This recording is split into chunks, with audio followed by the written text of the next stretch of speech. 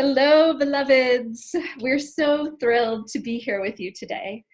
And I want to invite you first, before we begin, to just take a moment to really visualize that we're gathering in a virtual sacred circle now, from across the globe, for an intimate fireside chat with one of my favorite creators on the planet, Laüra Hollick. So I'm so deeply honored and grateful to have my dear soul sister and fellow visionary creator, artist, and guide beaming into the Soul Sparkle Sanctuary with me today. And I want to tell you a little bit about Laüra. She's an award-winning soul artist and the founder of Soul Art Studio, Inc., which is a business devoted to circulating love around the world with creative inspiration. And Bravo TV has created a documentary about Laüra's art and life called The Artist's Life, Laüra Hollick. She has hosted and produced over 500 radio shows for 93.3 FM CFMU called The Artist Lifestyle. And she also gave a TEDx talk called You Are the Art. And Laüra's art and insights really touch audiences around the world with her global art projects like International Soul Art Day, which I have been blessed to be a part of, the Yoni Art Project, and the new Icon movie. So I truly can't wait to share her medicine and soul sparkle with you, beloveds. So welcome, sister. Thank you. I'm so excited to be here with you and with everyone. I feel like we really are gathering. When you said that, I could feel the energy of this circle. Thank you for inviting me. Absolutely. So I wanted to talk a little bit about our community pillar this month in Sister Hive, which is to co-create our life as sacred art. And within that, there's the theme of embodying your artistry. So I'd really love to dive into that with you today, Laüra. And, I deeply believe that we're all artists and creators, and that we're in charge of the greatest masterpiece on earth, which is our lives. And we're co-creating each day, all in service to this great cosmic masterpiece and this dance of which we're all a part. And, I believe that the life we're living in this very moment is the true work of sacred art. And I know that you feel very similar. And, we all, what we do, what we say, it truly, really matters. And what we say, what we think, how we create, what we create, in each moment, it affects the strings of the great web of all life, because we're so deeply interconnected and interwoven. And, what I refer to as the masterpiece is really reaching our peak human potential in this lifetime and embodying our artistry in every moment, continually stretching and growing into the fullness of who we're meant to be in the world for the greater good. And truly, you have mastered this, Laüra. It's one of the things that I admire most about you. So I'd love to invite you to share a bit about your own revolutionary journey that led you to reconnect to your sacred work and truly embody your unique artistry in the world. Wow. Okay. So where did it all start? I think with any journey, there's a combination of an inner treasure that we have combined with some kind of a challenge. And for me, my inner treasure that I always have had, I feel so blessed with this, is creativity and the ability to imagine. That has just been that's at my essence level. I've had that. And when I was growing up, I felt so disconnected in my family life and in that circle of that family. And they're good people, they're beautiful people. For whatever reason, I never bonded with them. And in that experience, it was incredibly painful to me. It was like I felt like I never landed. I felt like I was sort of half here. And one of the ways that I coped with that was I retreated into my imagination. And so I would spend as much time as possible. And so I had the gift of it, so it was great. I could imagine, and we lived in this place where there's a lot of nature around. And I would go out in the field or the forest or the meadow and just sit there, and I'd imagine unicorns and rainbows. And it was I was so cared for by my imagination, and it felt like home. And so it was a nice feeling, to feel like at home, but also I'd never really found home in the reality Mm. And so as I grew up, I discovered art. And art was something that I'm like, oh, you mean you can make your imagination real?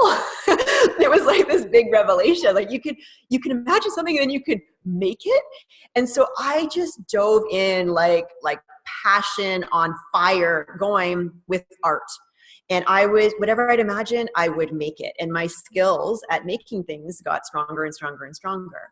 And ultimately, what I was really trying to do was make a home for myself, because my imagination felt like home. And I thought, oh, if I could make it, I could have a home here.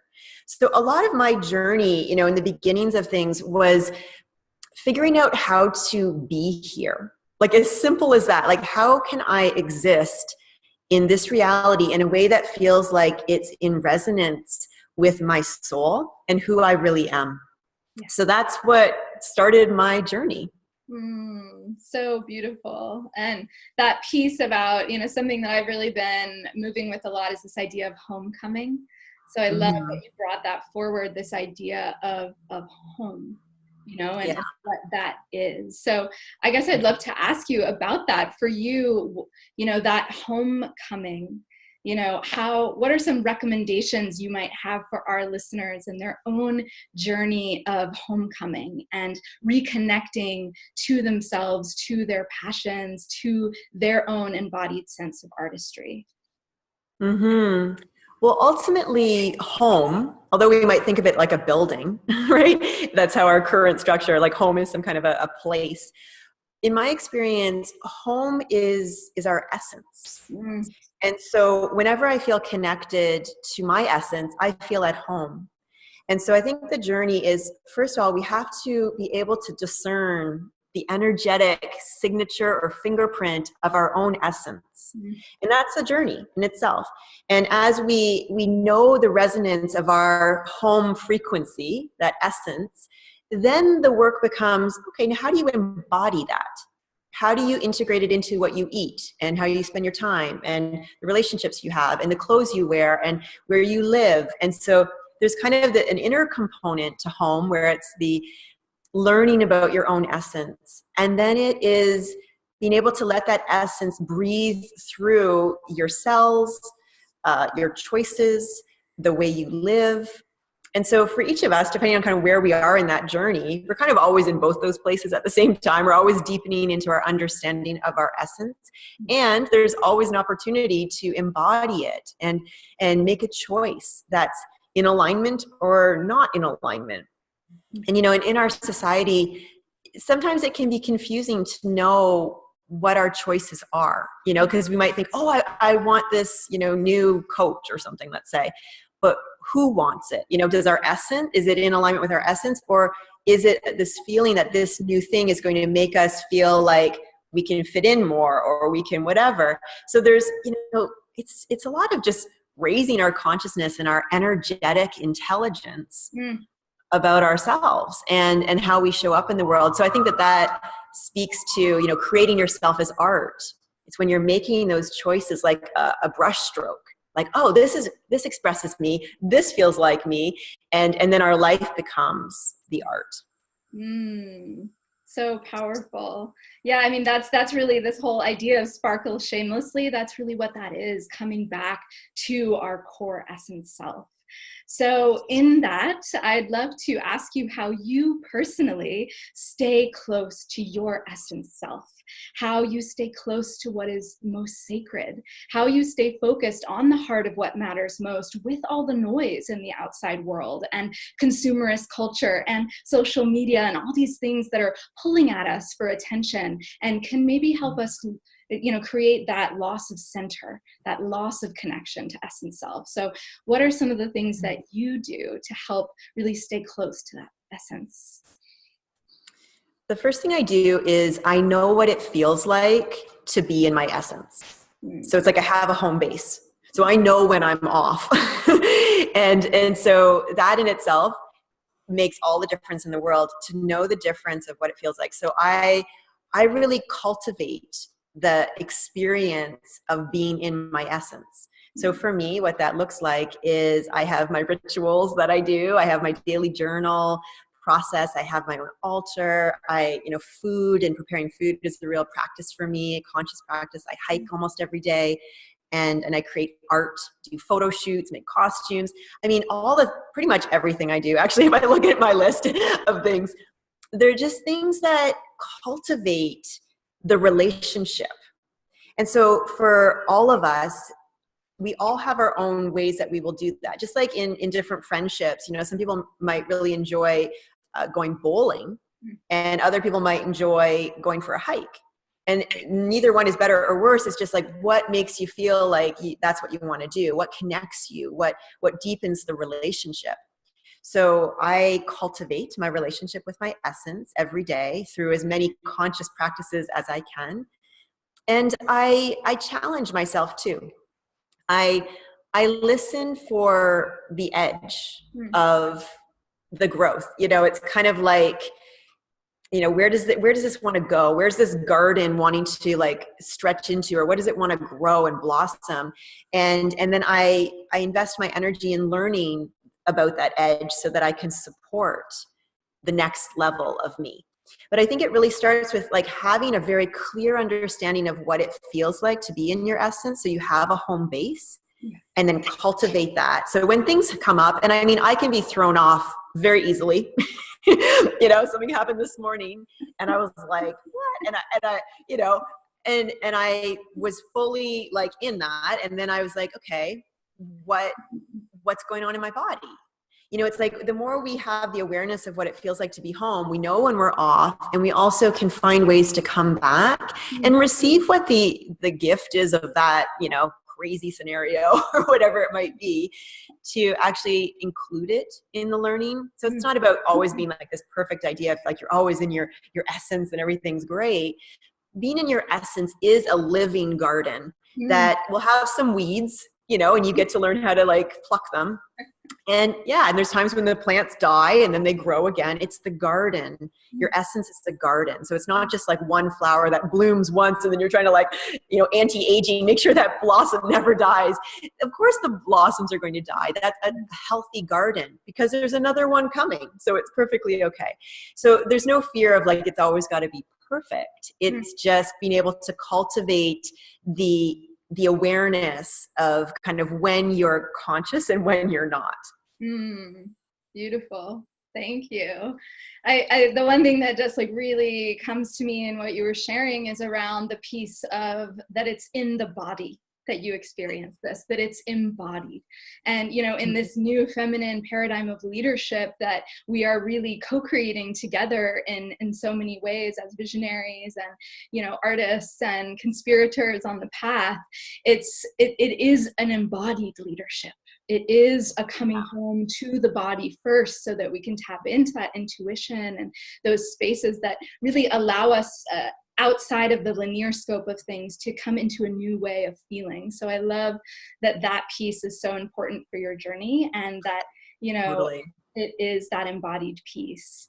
So in that, I am curious in terms of this idea of this new feminine leadership and this paradigm that is emerging, what is the pulse that you feel is there in this emergence? What have you seen? What have you experienced? What are your deepest desires in that new emergence? The thing that I feel is calling to me, it's something that I see it like a figure eight. And so to me, I'm always called to the union. And union to me is what creativity is. Like even if you think of like how we're created, it's through union. And when I think of my own creative process, there's an idea, there's an imagination, there's an essence, energy that wants to come into form. And so there's the union of the invisible to the visible, or the intangible to the tangible. It's like union. And what I feel is for us to have union of the next creation of the planet, of us as humans on this planet, we require the masculine and the feminine. And what has happened is the feminine's been so suppressed that we're not capable of the level of union required at this point, and so this rise of the feminine, it's like it's allowing us to own our power, which then the masculine energy gets the opportunity to rise as well. So really for me, I'm kind of more into like the figure eight. Like I'm into like, okay, so when we're all in our power, you know, and we get to have union from that place, what are we creating? You know, so I think when I think of like what's calling me, what's the pulse, and when I think of 2020 and like 2020 vision, and even the symmetry of that is kind of like a figure eight, right? That's the pulse that I'm feeling is union, union for creation. And so what can support that is women, we need to understand our power so we show up to that union. And then also by being leaders, we give others the chance, the masculine and other feminine, to also be able to, you know, kind of reconfigure to a place of balanced power that allows the next creation to have a chance. Yes, beautiful. Thank you. That really speaks to Venus just transitioned into Libra, the relational goddess that's all about collaboration and cooperation and really coming together. So I definitely am also feeling that pulse. So I really honor that you're tapped into that and you know, just really feeling into what that's going to look like, how we can co-create and dream the new world into being together and really help to foster that together. So I guess in that, in that idea of co-creating and dreaming this new world into being that imagination is something that you're so tapped into and move with, and also being that we're still existing in a world where there is great violence against the sacred feminine in a lot of ways. What would you like to impart in terms of wisdom of really how we can begin to come together into that union? Any specific practices, sacred practices, anything that might come up for you in that inquiry? How can we really come together to do the healing work that we need to do to truly co-create this new world that is yearning to be birthed? Well, something that you just mentioned like a minute ago about the Libra, that, you know, that being sort of an energetic time of something coming. So I am Libra, and it's all, you know, it's always like the balance of that. And so, and relational and things like that. However, what's fascinating is what I think is my greatest challenge is connecting, and like that initial not bonding in my family experience and feeling disconnected. And so even though I have the Libra quality and I'm always, you know, the union is of interest to me, it's also a great challenge. And so when I think about, you know, what can we do? I think for each of us, we all look at, you know, what are our gifts and what are our challenges? And how do the challenges that we have, how can they support us to become more of the person we're here to be? So me knowing that one of my challenges is connecting, even though I've done so much work on it and I've come like, you know, so far in that. It still is, you know, it's like, it's just something that's in there and it's okay. It's fine. So what I might do to work on union might be very different from what someone else might do, depending on what their gifts and their challenges are. But overall, I feel that each of us has the opportunity to find out, you know, what is it that we're called to even focus on? Like there was one point where I was noticing all these different issues going on. You know, there's the issue of the feminine, there's the issue of the water, the environment, the animals, and there was all these issues, and I'm like, oh my gosh, what can I do? And then I suddenly realized, I'm like, you know what? We each have our thing that we're guided to do. And yes, there's a million other issues, but someone's sacred purpose will be that. Trust that is someone's sacred purpose and you get to focus on yours. Yeah. And so for me, the thing that I choose to focus on is really allowing my creativity to be a priority. Trusting my instincts, trusting my imagination, trusting the visions, and that they are the navigational tool saying, this is what I need to focus on based on my visions. But that would look different from someone else. So I just wanted to add all that in, because to share tips or guidance or advice, it's like there isn't just one way to do something. But I do believe within each of us, we have a gift. Everyone's got a gift and everyone's got challenges. So how do those two want to be in union together to contribute? You know, and so because connecting has been a challenge for me, I do a lot of global art project stuff, you know, things that are about connecting, because it has a bit of an edge for me. You know, like I have to show up fully in that experience and bring my gift. And it stretches me. It excites me. It's not like a torture thing. It excites me, but it does require all of me, and it heals me in the process because I've shown up for my challenge in my essence. Yeah. And I think that's where the healing happens in the body, when we show up for our unique challenge with our essence. Yeah. And let our essence shapeshift that challenge and rebirth ourselves in the process. And to me, that's healing. And that's available to all of us when we tune in to the uniqueness of our own gift and our own challenge. Yes. Preach, sister. I totally feel you on that. And, believe that our greatest wounds have a gem in them. And how do we find that gem and cultivate it and bring it as our sparkling essence to the world as a great healing for all?